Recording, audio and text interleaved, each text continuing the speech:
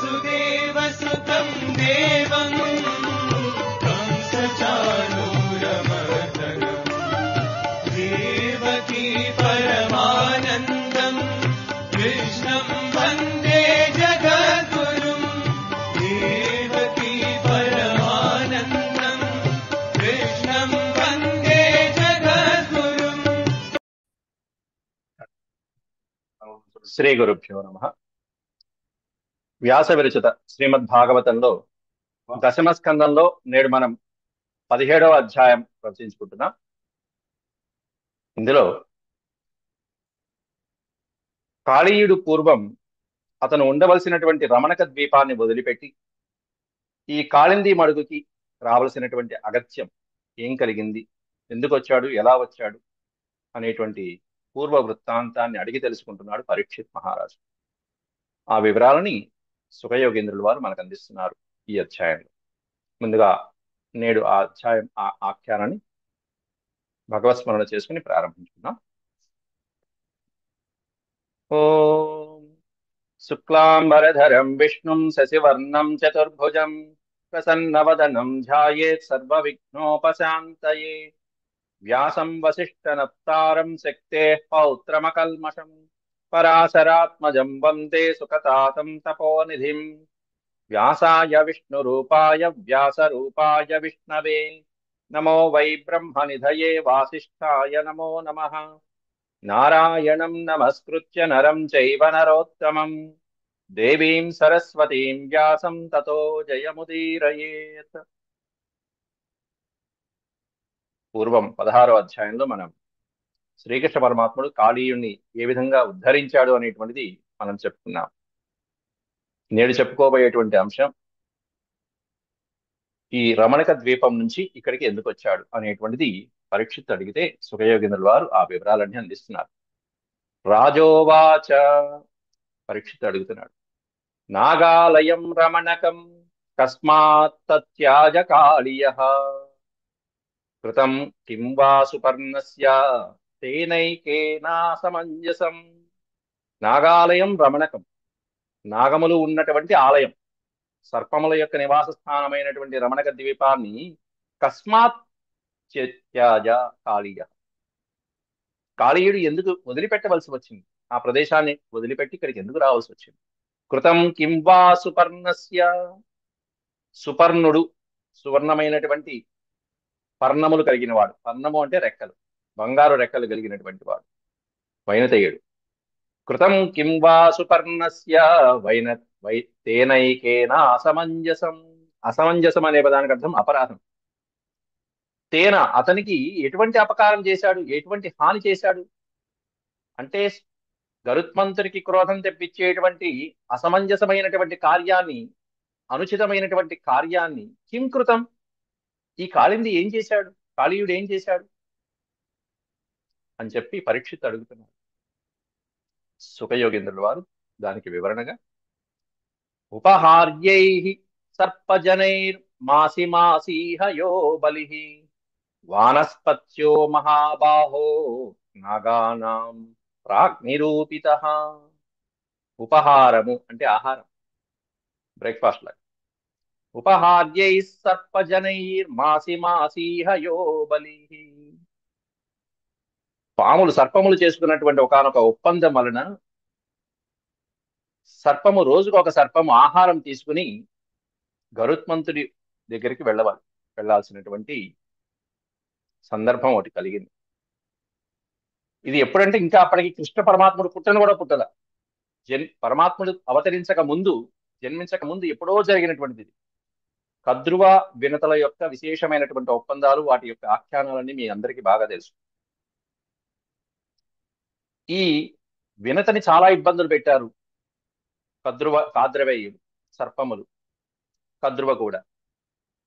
అది గమనించినటువంటి వైనతేయుడు గరుత్మంతుడు వారు సర్పాలని భక్షించడం అనేటువంటిది ప్రణాళికగా పెట్టుకున్నాడు. ఎప్పుడు అమృత భాండాన్ని కూడా తెచ్చి వాళ్ళకి సమర్పించేసిన తర్వాత, దాస్యము నుండి తన తల్లిని విడిపించుకున్న తర్వాత సర్పాలని భక్షించేటువంటి పని పెట్టుకున్నాడు. అయితే ఇట్లా సర్పాలని భక్షించేటువంటి సందర్భంలో ఈ గరుత్మంతుడు సర్పాలని భక్షించేటువంటి దాని మీద సంస్కృతంలో శ్రీ హర్షవర్ధనుడు అనేటువంటి మహారాజు నాగానందం అనే అత్యద్భుతమైనటువంటి నాటకాన్ని రాశాడు. నాగులకి ఆనందం కలగడం, గరుత్మంతుడి యొక్క ఈ బాధని విడిపింపజేసుకోవడం అనేటువంటి అత్యద్భుతమైనటువంటి నాటకం, కరుణరసాత్మకమైనటువంటి. అసలైతే గరుత్మంతుడు పైనుంచి అలా వచ్చి ఒక్కసారిగా ఆ సముద్రంలోకి అలా లోపలికి వెళ్ళి ఈ పాతాళంలో ఉన్నటువంటి ఈ పన్నగాలని అలా భక్షించి అలా తీసుకుని వెళ్ళిపోతూ ఉండేవాడు. ఆ వచ్చేటువంటి వేగానికి అనేకమైనటువంటి సర్పములు భయపడిపోవటము, అలాగే స్త్రీల యొక్క గర్భాలన్నీ కూడా ఛిద్రమైపోవటము, అలాగే కొన్ని కోట్లాది సర్పముల యొక్క అండములు ఏవైతే ఉన్నాయో ఆ అండములు కూడా గర్భమైపోయి గర్భవిచ్ఛిత్తి కలిగి గుడ్లు పగిలిపోయి దాదాపు సర్పజాతి అంతరించిపోయేంత ప్రమాదం ఏర్పడింది గరుత్మంతుడి యొక్క వచ్చేటువంటి వేగానికి. చివరికి వీళ్ళందరూ కూడా ఒక ఒప్పందం చేసుకున్నారు. ముఖ్యంగా వాసుకి మొదలైనటువంటి వాళ్ళందరూ కూడా పెద్దవాళ్ళని పెద్దవాళ్ళ దగ్గరికి వెళ్ళి, బ్రహ్మాది దేవతల లాంటి వాళ్ళ దగ్గరికి వెళ్ళి ఏం చేయాలి, దీనికి నివారణోపాయం ఏమిటంటే వాళ్ళ సూచన ప్రకారము వాసుకి ఒక ఒప్పందం చేసుకున్నాడు గరుత్మంతుడితో. ఏమిటంటే అది ప్రతి పక్షం రోజులకి, అంటే మాసీహ పర్వదినాలు ఏవైతే ఉంటాయో, అమావాస్య పౌర్ణమి ఇత్యాది పర్వదినాలలో ప్రతి నెలలో వచ్చేటువంటి ఆ పర్వదినాలలో ఒక్కొక్క సర్పము ఉపహార్యై అన్నారు పైన మొదటి శ్లోకంలో. అనేకమైనటువంటి రకరకాలైనటువంటి ఆహారాలను తీసుకొచ్చి, పళ్ళు ఫలాలు మొదలైనటువంటి ఆహారాలు ఏవైతే గరుత్మంతుడికి సమర్పించే ఉంటాయో వాటితో పాటుగా ఒక పాము అక్కడ గరుత్మంతుడికి భక్షించేటువంటి ఆహారంగా వెళ్ళిపోతుంది. అట్లా వాళ్ళకి వాళ్ళు సమర్పించుకునేటువంటి ఒప్పందం ఒకటి చేసుకున్నారు. అంటే గరుత్మంతుడు రావటం అనేటువంటిది, ఆ నాగలోకం దాకా రావటం అనేటువంటి ప్రయాస తప్పుతుంది. మేమే ఫలానా ప్రదేశానికి వస్తాం నాయన, నువ్వు అక్కడ ఉండు, అక్కడ నీ కోసం పాము సిద్ధంగా ఉంటుంది భోజనాలతో, వాటిని ఆరగించి తృప్తిపడు కనీసం. దానివల్ల నాగజాతి అంతరించుకోకుండా ఉంటుంది. జాతి అంతరించడం అనేటువంటిది చాలా దోషం. సరే, ఇది బాగానే ఉందిరే అని చెప్పి గరుత్మంతుడు అనుకున్నాడు. ఆ ఒప్పందం జరిగింది. ఇది జరిగిన సన్నివేశం అసలైతే. దీనికి నాగానందం అనేటువంటి నాటకంలో హర్షవర్ధనుడు రాస్తాడు. అత్యద్భుతమైనటువంటి నాటకం అది. జీమూత వాహనుడు అనేటువంటి ఒక గంధర్వరాజు ఈ సర్పాలని ఈ గరుత్మంతుడు తినటం నుంచి తనకు తాను జీవితాన్ని సాక్రిఫై చేసి, త్యాగం చేసి గరుత్మంతుడికి అతనిలో పరివర్తన కలిగించడం అనేటువంటిది నాటకంలో చివరి భాగం. అతడు ఈ సందర్భంలో అంటాడు, సర్పాలకన్నిటికీ రాజైనటువంటి వాసుకి ఈ ప్రమాదం జరుగుతున్నప్పుడు, గరుత్మంతుడితో సంప్రదింపులు జరుగుతున్నప్పుడు గరుత్మంతుడితో ఏమనాలి అనే దానికి కవి అక్కడ ఒక అత్యద్భుతమైనటువంటి శ్లోకం రాస్తాడు.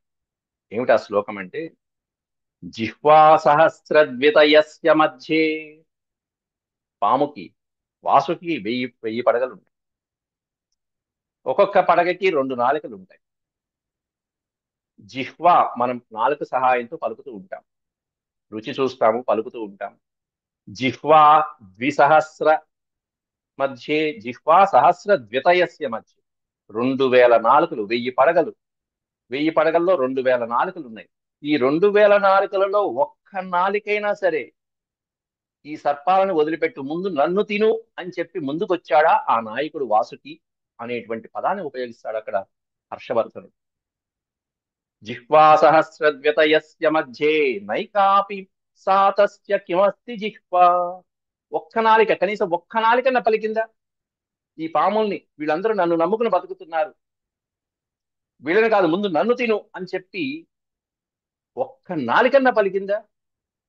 నాయక లక్షణం కదా అది. అట్లా పలకనటువంటి నాలిక వాడు వాసుకి ఒక నాయకుడా? అట్లా అత్యద్భుతమైనటువంటి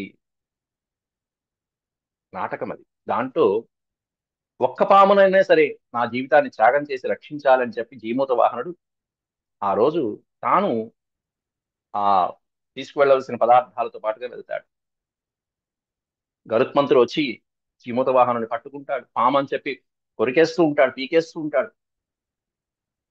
చివరికి తెలుస్తుంది ఎవరి ద్వారానో, ఇక్కడ సర్పం కాదు అనేటువంటి విషయం. ఎందుకంటే సర్పాలు కూడా మానవ ఆకారాల్లో కొన్ని ఉంటాయి. ఇక్కడ నాగపత్నులు మొదలైనటువంటి వాళ్ళందరూ కూడా పైన స్త్రీ ఆకారం, కింద ఏమైనా సర్పం ఆకారంతో ఉండేటువంటి వాళ్ళే. కాబట్టి అలా ఉన్నటువంటి ఆ సర్పమేమో అని చెప్పి ఆ జీమూత వాహనాన్ని గరుత్మంతుడు భక్షించేస్తూ ఉంటాడు, పీకేస్తూ ఉంటాడు, తినేస్తూ ఉంటాడు ఒక్కొక్క పదార్థాన్ని. చివరికి ఎప్పుడో తెలుసుకుంటాడు, ఏమిటి నేను ఇంత ఆస్వాదిస్తూ మొత్తం గుండెలను కూడా చీల్చేస్తూ తింటుంటే ఈ సర్పం ఏమిటి ఇంత ఆనందంగా చూస్తుంది నా వైపు అని చెప్పి గరుత్మంతుడు ఆశ్చర్యపోయి తినటం ఆపేసి చూస్తాడు. ఏమిటయ్యా నేను ఇట్లా శరీర భాగాలన్నీ తినేస్తూ ఉంటే నువ్వు ఇంత ఆనందపడుతున్నావేమిటి? ఇంతవరకు నాకు ఎప్పుడు ఇటువంటి అనుభవం కలగలేదే ఏ సర్పము. బహుశా ఈ రోజు నేను తినటంతో ఈ సర్పాలని తినేటువంటి నా యొక్క ఆశ తృప్తి పడేట్టుంది అని కూడా అంటాడు గరుత్మంతుడు. అంటే ఆశ ఈ రోజుతో అయిపోతుంది. అప్పుడు జీమూత వాహనుడు అంటాడు, ఏమిటయ్యా ఆపేశావు? తిండి మధ్యలో అలా ఆపచ్చా అసలు? తిను తిను. ఇదిగో చూడు ఇక్కడ ఇంకా రక్తం పొంగుతుంది చూడు. ఇదిగో ఈ నరాలు ఇక్కడ బలం ఉంది చూడు, ఇక్కడ కండ ఉంది చూడు, ఇదిగో ఇక్కడ మాంసం ముద్దలు ఉన్నాయి చూడు, ఇదిగో ఇక్కడ పీక్కో, అక్కడ పీక్కో. నువ్వేమిటో ఇంకా కడుపు నిండినట్లేదు నీకు అంటూ ఇంకా అత్యంతమైనటువంటి ఆ త్యాగంలో హై లెవెల్ అంటారు చూసారా, పీక్ లెవెల్. అట్లా తన శరీరంలో ఉన్నటువంటి ప్రతి మాంసఖండాన్ని కూడా త్యాగం చేయడానికి సిద్ధపడుతూ ఉంటే ఆశ్చర్యపోతాడు. వెనక్కి వచ్చి ఒక్కసారి గరుత్మంతుడు ఎవరు నువ్వు అని చెప్పంటే అప్పుడు ఇతను చెప్పకుండా వేరే చెప్పవలసినటువంటి వాళ్ళ ద్వారా తెలుస్తుంది ఎవరో కాదు, గరుత్మంతుడు ఎవరి యొక్క గుణాగణాలని విని ఆశ్చర్యపోయి ఆ మహానుభావాన్ని కలుసుకోవాలని అనుకుంటాడో ఆ జీమూత వాహనుడే ఇతడని చెప్పి గరుత్మంతుడు తెలుసుకుని భయపడిపోయి అయ్యో ఇంకేముంది నా జీవితం అని చెప్పి గరుత్మంతుడు ఆశ్చర్యపోతాడు. ఆ నాటకం సంస్కృత నాటకంలో అట్లా శత్రువు కూడా పరివర్తన కలిగేటువంటి నాటకాలు సంస్కృతంలో ఆద్యంతం రసవత్తరంగా సాగినటువంటి నాటకాలు ఎన్నో ఉన్నాయి. సందర్భం వచ్చింది కాబట్టి అది చెప్తున్నాను. కానీ నిజంగా నాయకుడు అనేటువంటి వాడు అలా పలకాలి. ముందు నా వాళ్ళని కాదు నన్ను తిను అనేటువంటిది వాసుకిలో కనిపించదు, తక్షకుల్లో కనిపించదు. అట్లా ఒక ఒప్పందం పెట్టుకుని రోజుకొక పాముని పంపిస్తాము, ఆహారం తీసుకుని పంపిస్తాము. ఎక్కడికి? ఒక ప్రదేశం పెట్టుకున్నారు. ఇదిగో కింద రెండో పాదంలో చెప్తున్నారు, వానస్పత్యో మహాబాహో నాగానాం ప్రాంగ్ నిరూపిత. ప్రాక్ నిరూపిత అంటే పూర్వం వాళ్ళు పెట్టుకున్నటువంటి ఒక ఒప్పందం, ఒక నియమం ప్రకారం ఒక వానస్పత్య, ఒక వనస్పతి, వనస్పతి వానస్పతి వేరు, వనస్పతి వేరు. వనస్పతి అనే పదానికి అర్థం ఏమిటంటే పువ్వు లేకుండా కాయ వచ్చేటువంటి చెట్టు ఏదైతే ఉంటుందో, పనస చెట్టు మొదలైనటువంటివి పువ్వు ఉండవు, డైరెక్ట్ గా కాయలు వచ్చేస్తాయి, దానికి వనస్పతి అని పేరు. ఇక్కడ చెప్పింది అది కాదు. వానస్పత్యో మహాభాగ. వానస్పతి అంటే ముందు పువ్వు వస్తుంది, ఆ పువ్వుల్లోంచి కాయలు వస్తాయి, ఫలాలు వస్తాయి. అట్లాంటి వాటిని మాత్రమే వానస్పతి అంటారు. సంస్కృతంలో ప్రతి పదానికి ఒక విశిష్టమైనటువంటి అర్థాలు ఉంటాయండి, గమనించుకోవాలి మనం. కాబట్టి వానస్పత్యో మహాబాహో నాగానాం ప్రాగ్నిరూపిత. మామిడి చెట్టు మొదలైనటువంటి చూడండి, ముందు పూత వస్తుంది, పువ్వు వస్తుంది. గుమ్మడి కూడా అంతే, పువ్వు వస్తుంది, పువ్వులోంచి కాయ వస్తుంది. అట్లాంటి ఒక మహావృక్షం ఒకటి పెట్టుకున్నారు గుర్తుగా. ఈ వృక్షము దగ్గరికి మేము ఉపాహారాలతో పాటుగా ఒక సర్పాన్ని పంపిస్తాము. ఒక్కొక్కళ్ళు నియమం ప్రకారం ఒక్కొక్క కుటుంబంలోంచి ఒక్కొక్కళ్ళు వస్తూ ఉంటారు. మహాబాహో నాగానాం ప్రాగ్నిరూపిత. వాళ్ళు ఆహారం తీసుకొస్తారు. వాళ్ళు దాంతో పాటు ఈ ఆహారంతో పాటు ఆ సర్పాన్ని హాయిగా గరుత్మంతుడు భక్షించి తృప్తి చెందుతూ ఉంటాడు. ఇది వాళ్ళు పెట్టుకున్న ఒప్పందం. మీరు ఇలాంటి కథ ఎక్కడో విన్నట్టుగా ఉంటుంది. రామాయణ, మహాభారత, భాగవతాలు ఈ మూడు కూడా కథల వ్యత్యాసంతో మనకి అనేకమైనటువంటి నీతిని బోధిస్తూ ఉంటాయి. ఇదే మహాభారతంలో బకాసురుడి వధ చూడండి. భీమసేనుడు తీసుకువెళ్తాడు బకాసురుడి, అనేకమైనటువంటి చక్కగా పదార్థాలన్నీ తీసుకువెళ్తాడు. బకాసురుడిని వచ్చే లోపలే హాయిగా శుభ్రంగా తినేస్తూ ఉంటాడు. ఆ తినేసినటువంటి విధంగానే ఇక్కడ కాళీయుడు కూడా గరుత్మంతుడికి తీసుకువెళ్తాడు. గరుత్మంతుడికి తీసుకువెళ్లి ముందు అన్ని భక్షించేస్తాడు. గరుత్మంతుడి రాకముందే కాళీయుడు అన్ని తినేస్తాడు. సేమ్ అవే ఆఖ్యానాలు. కొంచెం కథ అటు ఇటుగా మార్పులు చేర్పులు జరిపి వ్యాసుల వారు ఉపయోగించేస్తారు చక్కగా అనేకమైనటువంటి ధర్మ సూక్ష్మాలను పెట్టి వాటిలో. అయితే స్వం స్వం భాగం ప్రయచ్చంతి నాగా పర్వణి పర్వణి. అనేకమైనటువంటి పర్వాలు ఏవైతే వస్తాయో అమావాస్య పౌర్ణమి ఇత్యాది పర్వకాలాలలో స్వం స్వం భాగం ప్రయచ్చంతి. ఎవరి కుటుంబంలోంచి ఎవరెవరు వెళ్ళాలి అనేది నియమం ప్రకారం వాళ్ళు వాళ్ళ భాగాలతో అలా పంచుకుంటూ వస్తున్నారు. నాగములన్నీ కూడా నియమం ప్రకారం, ఒప్పందం ప్రకారం. గోపీఠాయాత్మనః సర్వే సుపర్ణాయ మహాత్మనే. గోపీ గోపీఠాయాత్మనః. గోపీఠాయాత్మనః అంటే వాళ్ళ యొక్క జాతిని రక్షించుకోవాలనేటువంటి తపనతో సర్వే అన్ని కూడా సుపర్ణాయ, సుపర్ణుడి యొక్క ఈ వేగవంతమైనటువంటి రాక నుంచి జాతిని రక్షించుకోవడం కోసం చేసుకున్నటువంటి ఒప్పందం ఇది. అందువల్ల ఒక్కొక్కళ్ళు ఒక్కొక్క కుటుంబం నుంచి వాళ్ళ వాళ్ళ భాగాలుగా ఒక్కొక్కరు వెళ్తూ ఉంటారు, త్యాగం చేస్తూ ఉంటారు. దానివల్ల ఏంటంటే ఒక్కొక్క పాము ఎన్నో గుడ్లు పెడుతూ ఉంటుంది కాబట్టి సంతానోత్పత్తికి ఇబ్బంది లేదు, జాతికి ఇబ్బంది లేదు అనేటువంటి ఒప్పందం అది. అయితే ఇలా జరుగుతూ ఉండగా ఒకసారి కాళీయుడి వంతు వచ్చింది. కాళీయ సర్పం వంతు వచ్చింది. తాను వెళ్ళవలసినటువంటి అగత్యం కలిగింది. కానీ కాళీయుడికి విపరీతమైనటువంటి మదాంధకారాలు, అహంకారము, గర్వము.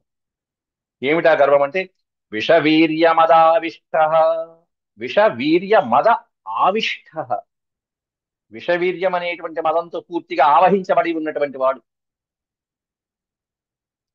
ప్రతి అహంకారపూరితమైనటువంటి మనుషుడికి ఉండే రోగమే ఇది. అట్లా విషవీర్య మదావిష్ట కాద్రవేయస్తు కాళీయ. కాద్రవేయ అంటే కద్రువ కుమారులైనటువంటి వాళ్ళలో బాగా అహంకారం ఉన్నటువంటి వాడు ఈ కాళీయుడు. కాద్రవేయ కద్రువ కుమారుడు అని. విషవీర్య మదావిష్ట కాద్రవేయస్తు కాళీయ. కదర్థీకృత్య గరుడం స్వయం తం బుభుజే బలిం. స్వయం తం బుభుజే బలిం. కదర్థీకృత్య గరుడం. గరుత్మంతుడి కోసం నివేదించవలసినటువంటి పదార్థాలన్నీ కూడా తీసుకువచ్చి అక్కడ ఏ గుర్తుగా అయితే ఏ చెట్టు దగ్గర అయితే చెప్పారో, ఏ పర్వతం మీద ఏ చెట్టు దగ్గర అయితే ఉండాలని చెప్పారో అక్కడ దాకా వచ్చాడు. వచ్చి కదర్థీకృత్య గరుడం, గరుడి పట్ల కదర్థీకృత్యం అపరాధం చేశాడు. స్వయం తం బుభుజే బలిం. ఈ గరుత్మంతుడికి నేను పెట్టేది ఏమిటి, వాడు నన్నేం చేస్తారు అసలు, నాకేంటి 101 పడగలు ఉన్నాయి, ఏమనుకుంటున్నాడు గరుత్మంతుడు అని స్వయంగా తానే తెచ్చినటువంటి ఆ పదార్థాలన్నీ కూడా బుభుజే, తం బుభుజే, తానే స్వయంగా ఆరగించేశాడు. ఆ పన్నగను తెచ్చినటువంటి పదార్థాలన్నీ శుభ్రంగా తినేసి ఏం చేస్తాడో చూద్దాం గరుత్మంతుడని కూర్చున్నాడు. ఇదే మహాభారతంలో భీముడు తిని కూర్చున్నాడు. కాకపోతే రాక్షసుడు వెనకాల నుంచి వచ్చి కొడితే భీముడు చిట్ట అనుకున్నాడు, అసలు కొట్టినట్టుగా కూడా ఆచమానం చేసి అప్పుడు లేచాడు తీరిగ్గా. వెనకాల కొడుతూనే ఉన్నాడు పిడిగుడ్డుతో బకాసురుడు. భీముడు చెల్లించిన కూడా చెల్లించలా. తృప్తిగా తిని మంచినీళ్ళు పాయసాలు అన్ని తాగి ఆచమానం అవపోసన కూడా బట్టి, ఉత్తరావపోసన కూడా బట్టి అప్పుడు లేచాడు. శాంతంగా లేచాడు. ఏమిట్రా నీ బాధ అంటూ లేచాడు. దానికి కంప్లీట్ గా ఇప్పుడు రివర్స్ కాదు. తిని కూర్చున్నాడు, ఏం చేస్తాడో చూద్దామని అహంకారం. అట్లా వచ్చి చూసేటప్పటికి గరుత్మంతుడు పదార్థాలు ఏమీ లేవు. పైగా యుద్ధానికి సిద్ధంగా ఉన్నట్టుగా అహంకార పూరితంతో ఉన్నాడు. ఈ విషయం తెలిసిపోయింది గరుత్మంతుడికి. తచ్చుత్వా కుపితో రాజన్ భగవాన్ భగవత్ ప్రియ విజిఘాంసుర్మహావేగ కాళీయం సముపాద్రవత్. తచ్చుత్వా కుపితో రాజ. కుపితుడైపోయినాడు. ఈ విధంగా చేస్తాడా అనేటువంటి విషయంతో యాక్చువల్ గా ఎప్పుడు కూడా పరమాత్ముడికి సేవ చేసేటువంటి వాడు గరుత్మంతుడు, నిత్యము సేవలు తరించేటువంటి వాడు. ఈ విషయం శ్రుత్వా విని అక్కడ ఉన్నటువంటి పాము ఈ విధంగా నాకు తెచ్చినటువంటి ఆహారాన్ని తినివేసింది అనేటువంటి విషయాన్ని తెలుసుకున్నటువంటి గరుత్మంతుడు శ్రుత్వా కుపితో రాజన్. కుపిత ఎవరు? భగవత్ ప్రియ, భగవంతుడికి ప్రీతిపాత్రుడైనటువంటి సేవకుడు వైనతేయుడు. విజిఘాంసు మహావేగ. విజిఘాంసు, జిఘాంసు అంటే చంపడం, సంహరించడం. విజిఘాంసు ఎట్లాగైనా సరే కాళీయుని సంహరించేస్తానంటూ ఎంతో వేగంగా మహావేగ కాళీయం సముపాద్రవత్. సముపాద్రవత్ అంటే అక్కడికి రావటం, వాని మీద దాడి చేయడానికి వేగంగా అక్కడికి వచ్చేశాడు గరుత్మంతుడు. అట్లా వచ్చినటువంటి గరుత్మంతుడిని ఒక్కసారిగా గరుత్మంతుడు రావటం చూసి గరుత్మంతుడి మీద యుద్ధానికి ఎలా సన్నద్ధమయ్యాడు అనేటువంటి తర్వాత శ్లోకంలో వర్ణిస్తున్నారు. కాళీయుడి యొక్క ప్రతాపం చూపిస్తున్నాడు. తమాపతంతం తరసా విషాయుధ ప్రత్యభ్యయాదుచ్ఛ్రిత నైకమస్తక దద్భిః సుపర్ణం వ్యదశద్దధాయుధః करालजिह्वोच्छ्वसित उग्रलोचनः करालजिह्वोच्छ्वसितोग्रलोचनः తం ఆపతంతం. ఆపతంతం అంటే అలా వచ్చి మీద పడిపోతున్నటువంటి ఆ గరుత్మంతుణ్ణి నిరోధించడానికి తన పడగలతో సిద్ధమైపోయాడు, ముటొక్క పడగలతో. తమాపతంతం తరస విషాయుధ. ఇతడి ఆయుధాలు ఏమిటంటే విషమే. కాళీయుడి భయంకరమైనటువంటి కాలకోట విషం అది. విషాయుధ అంటే సర్పం. విషమే ఆయుధంగా కలిగినటువంటి ఆ సర్పం కాళీయుడు. ప్రత్యభ్యయాత్ ఉచ్ఛ్రిత అనైకమస్తక. ఇక్కడ ఏకమస్తక కాదు, ఆ అనే అక్షరం కూడా కలిసిపోయింది. అనైకమస్తక, ఒకటి కాదు 101 మస్తకములతో, 101 తలకాయలతో, శిరస్సులతో పడగలు ఎత్తి మరి ప్రత్యభ్యయాత్ ఉచ్ఛ్రిత, ఎదురుదాడికి సిద్ధంగా 101 పడగల్ని పైకెత్తి సిద్ధం పడ్డాడు. వెంటనే తన యొక్క బలమైనటువంటి కోరలతో దద్భి సుపర్ణం, సుపర్ణుడు, సుపర్ణ, సువర్ణపర్ణాని యస్య సహ సుపర్ణ, బంగారు రెక్కలు కలిగినటువంటి అత్యద్భుతమైన వజ్రాయుధం కూడా పనికిరాదు. ఇంద్రుడు ఆ గరుత్మంతుడు పుట్టిన సందర్భంలోనే ఇంద్రుడు దాడి చేశాడు వజ్రాయుధం. వజ్రాయుధం తగిలితే గరుత్మంతుడి ఒక రెక్కలో ఏకలో ఉన్నటువంటి ఒక వెంట్రుక కూడా ఊడల వజ్రాయుధం దెబ్బకి. కానీ గౌరవించి వజ్రాయుధం మీద ఉన్నటువంటి గౌరవంతో గరుత్మంతుడే ఒక ఏక పీకి, ఇదిగో నీ వజ్రాయుధం వచ్చింది, ఇదిగో ఏక తీసుకో అని చెప్పి ఇంద్రుడి గిఫ్ట్ ఇచ్చేశాడు.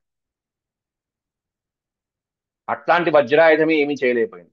అట్లాంటిది ఈ కాళీయుడు తన యొక్క కోరలతో, ఆ 101 పడగల్లో ఉన్నటువంటి దంతాలతో దద్భి సుపర్ణం వ్యదశత్ పదాయుధ. వ్యదశత్ అంటే కాటు వేయటం.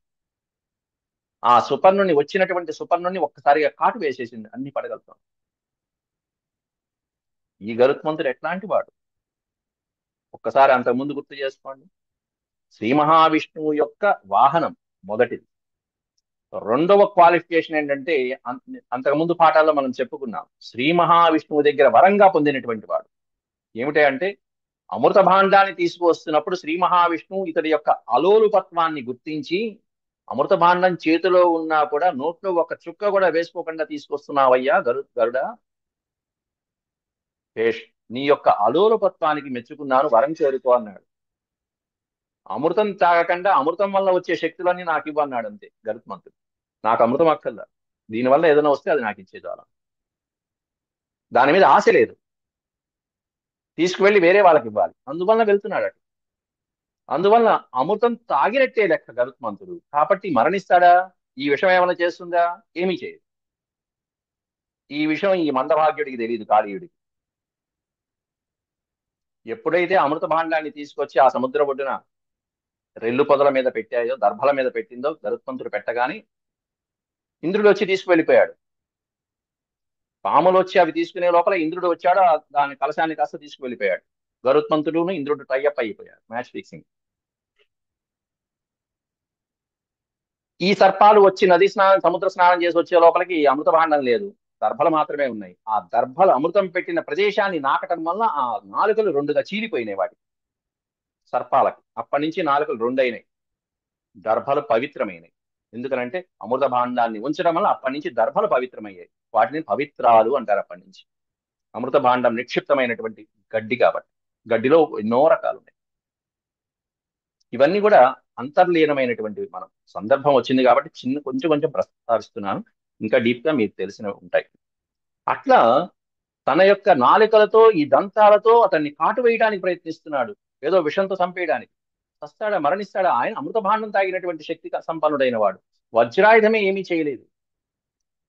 అట్లాంటిది మూర్ఖత్వంతో, అహంకారంతో సుపర్ణుడి మీద దాడికి దిగాడు ఈ అహంకారపూరితుడైనటువంటి కాళీయుడు. మనలో కూడా చాలా మందిలో కాళీయుడు కనిపిస్తూనే ఉంటారు. ఒక్కోసారి పైకి లేస్తూ ఉంటారు, బుసలు కొడుతూ ఉంటారు. వాటిని ఎలా అణుచుకోవాలనేటువంటిది మన సాధన ద్వారా భగవత్ చింతనతో శాంతింపజేసుకుంటూ రావాలి.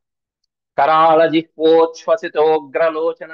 కరాళ జిహ్వ అంటే విషపూరితమైనటువంటి జిహ్వలతో, నాలుకలతో, ఉచ్ఛ్వసిత ఉగ్రలోచన, ఎర్రటి కళ్ళతో పడగలు పైకెత్తి భయంకరమైనటువంటి నాలుకలతో అరా ఆ సుపర్ణుడి మీద దాడికి దిగితే తార్క్ష్యుడు ఆ గరుత్మంతుడు చూశాడు. ఏమీ కాలేదు.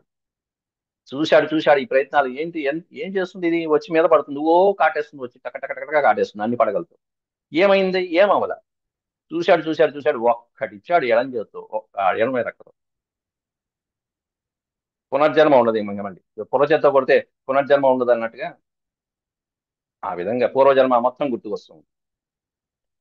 తం తార్క్ష్యపుత్ర స నిరస్య మన్యుమాన్ ప్రచండ వేగో మధుసూదనాసన. మధుసూదన ఆసన, విష్ణుమూర్తి యొక్క వాహనం, ఆసనం, మధుసూదనుని యొక్క ఆసనం. విష్ణుమూర్తికి నిరంతరం అలా వాహనమైనటువంటి గరుత్మంతుల వారు ప్రచండ వేగ, ప్రచండమైనటువంటి వేగంతో అలా వచ్చిన ఈ విధంగా ఈ కాళీయుడి యొక్క చేసినటువంటి ప్రయత్నం చూసి పిచ్చి వెదవ, ఏమిటి ప్రయత్నం నువ్వు చేస్తున్నది, ఏమన్నా ఉపయోగపడిందా? తం తార్క్ష్యపుత్ర, తార్క్ష్యపుత్ర అనే పదం పెట్టారు. తం తార్క్ష్యపుత్ర స నిరస్య మన్యుమాన్ ప్రచండ వేగో మధుసూదనాసన పక్షేణ సవ్యేన హిరణ్యరోచిష జఘాన కద్రూసుతముగ్ర విక్రమ. జఘాన కద్రూసుతముగ్ర విక్రమ. ఆ కద్రూసుతుణ్ణి, కద్రుసుతుడు అంటే కద్రువ కుమారుణ్ణి, ఆ కాళీయుణ్ణి, ఉగ్ర విక్రమ, ఉగ్రమమైనటువంటి పరాక్రమాన్ని ప్రదర్శించగలిగినటువంటి ఈ వైనతేయుడు జఘాన ఒక్క దెబ్బ కొట్టాట. దేంతో కొట్టాడు? సవ్యేన పక్షేన. సవ్యము అపసవ్యం అంటాం మనం పితృకార్యాలు. సవ్యం చేసుకోండి, అపసవ్యం చేసుకోండి, సవ్యం. దాన్నే వామ దక్షిణ అంటారు. ఇంకా చెప్పాలి, వారాణసి గౌరీ నిరంతర విభూషిత వామ భాగం వారాణసి పురపతిం భజ విశ్వనాథం అన్నట్టుగా గౌరీదేవి నిరంతరం వామ భాగాన ఎలా ఉంటుందో, వామం అంటే ఎడమ, దక్షిణం అంటే కుడి. అలాగే సవ్యము అంటే సవ్యం అపసవ్యం, ఎడమ భాగాన. సవ్యపక్షేణ, ఎడమ రెక్కతో ఒక్కటిచ్చాడు అంతే, రెక్కతో కొట్టాడు అంతే, ఇంకేం ఉపయోగించలా. ముక్కు గాని కాళ్ళు గాని లేకపోతే దక్షిణ హస్తం గాని ఏం ఉపయోగించలా, ఎడమ రెక్కతో ఒక్కటిచ్చాడు ఆ పరగల మీద. తం తార్క్ష్యపుత్ర, తం అంటే అతడిని, ఈ గరుత్మంతుడి మీద దాడి చేయడానికి అలా ప్రయత్నిస్తున్నటువంటి తం, ఆ కాళీయుణ్ణి తార్క్ష్యపుత్ర. తార్క్ష్యపుత్ర అంటే మునికుమారుడు. ఎటువంటి మునికుమారుడు అంటే తృక్షస్య ఋషేరపత్యం తార్క్ష్య అని సంస్కృతంలో దాని డెఫినేషన్. అంటే తృక్షుడు అనేటువంటి ముని కుమారుడు, కశ్యపుని కుమారుడు అది దాని. కశ్యపుని కుమారుడైనటువంటి తార్క్ష్యుడు గరుత్మంతుడు. స నిరస్య మన్యుమాన్, కోపించి ఒక్కసారి, మన్యుమాన్, మన్యు అంటే క్రోధం, కోపం తెచ్చుకుని అసలే కోపంతో ఉన్నాడు, నాకు తెచ్చినటువంటి ఆహారాన్ని తింటాడు అంటే నేనంటే ఈ మాత్రం కనీసం గౌరవం లేదా?